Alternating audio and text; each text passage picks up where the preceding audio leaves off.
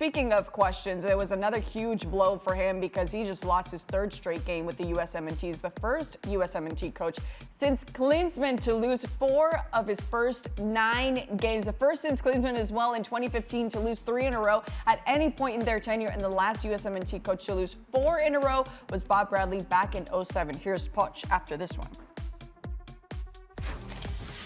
Overall, the performance I think was good.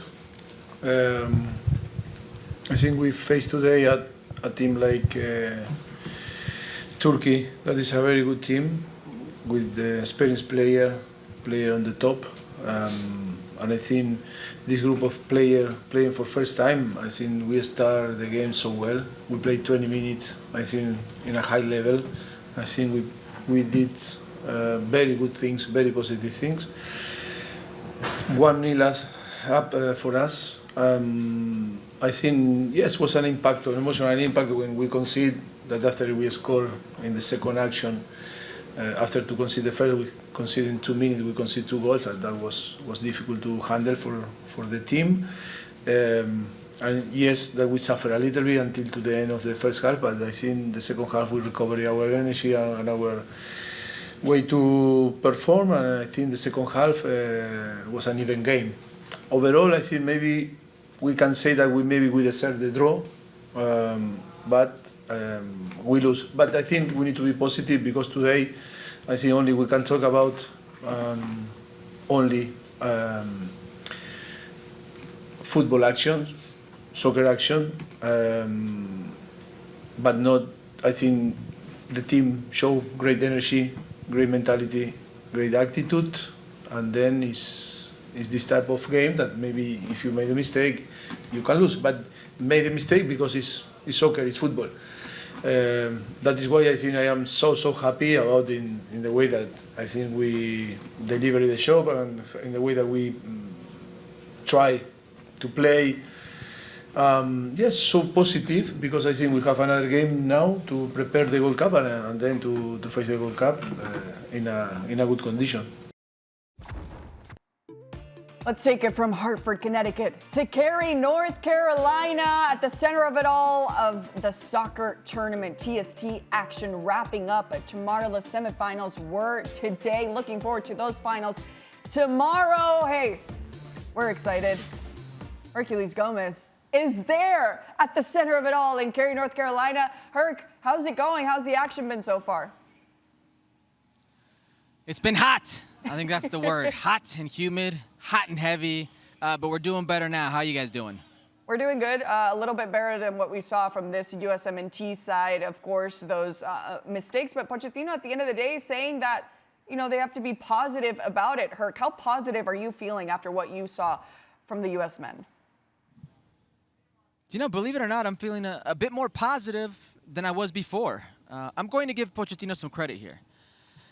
There were realistically one starter. There was realistically one starter on the field, and that was Chris Richards.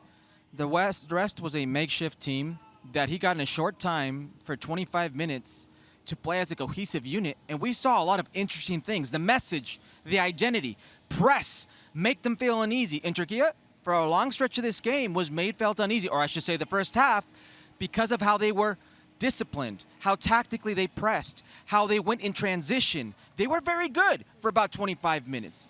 Jack McGlynn, that goal, I did not see him play down the wing. Didn't have that on my radar. Golazo. You play very well. And then you make an individual mistake that causes a goal. And goals change games. Johnny Cardoso, an experienced player that's not quite put it together at the club level, that mistake happens, and what happens to this team? Emotionally, they're done. That was it. They give up the second goal 2 minutes later, and you see what young teams usually do. They buckle, they fold under those circumstances.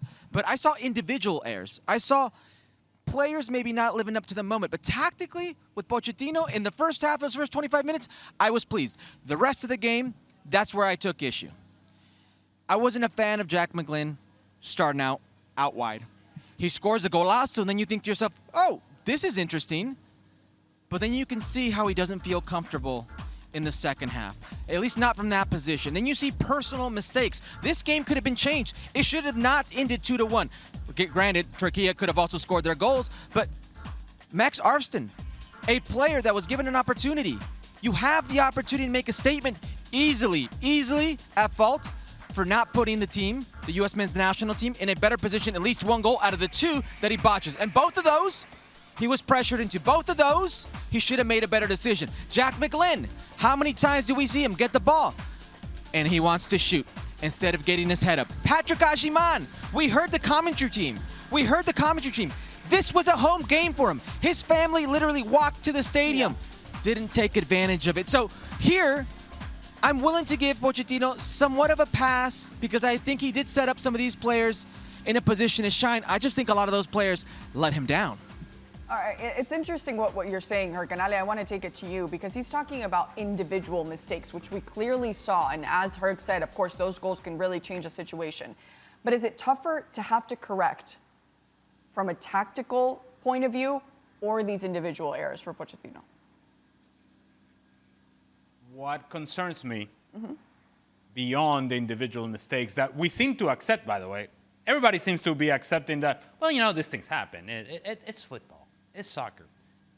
Okay, first of all, this individual mistakes, just like the one that we saw yesterday, can knock you out of a World Cup. Yeah. Okay? So I'm suggesting let's not be so lenient and dismissive of individual mistakes. You're saying Herc is doing that? No, I'm just saying, in general, Pochettino, you know, it's football because mistakes happen. Well, yes, but they should not be happening at the national team level in this manner. A year out from the World Cup. Well, a year out, a week out, 10 years out, it shouldn't be happening.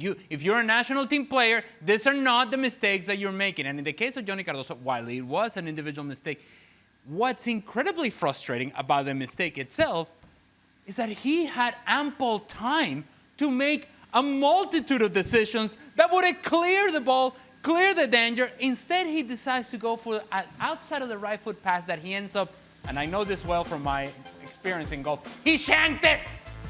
He shanked it.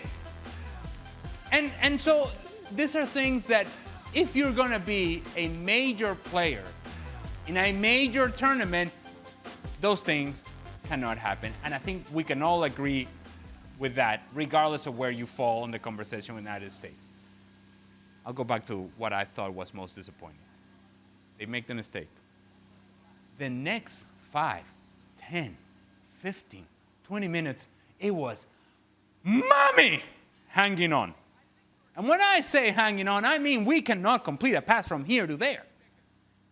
Whatever happened to those 25 minutes that Hercules is talking about, where the team is supposed to have all this confidence? The goal happened, again, from the mistake of Johnny Cardoso, and everybody that was seemingly trying to get on the ball for the first 25 minutes, they started retreating and retrieving behind defenders, and now you can't find them. Now you can't keep the ball. Now you can't complete passes. And when that's happening, this is where I have an issue with Mauricio Pochettino. Who's the most experienced person in this group right now? Mauricio Pochettino. Mauricio Pochettino. So take it upon yourself, when you can sense and you can feel that your team is struggling to keep the ball, hey man, you got that big guy up top, Ajiman, go and put the ball up there. Have this guy hold on to it and allow us to get our lines forward until we build some confidence within the game. Don't allow one mistake, which we are all in agreement that it was an individual mistake, to affect all 11 players.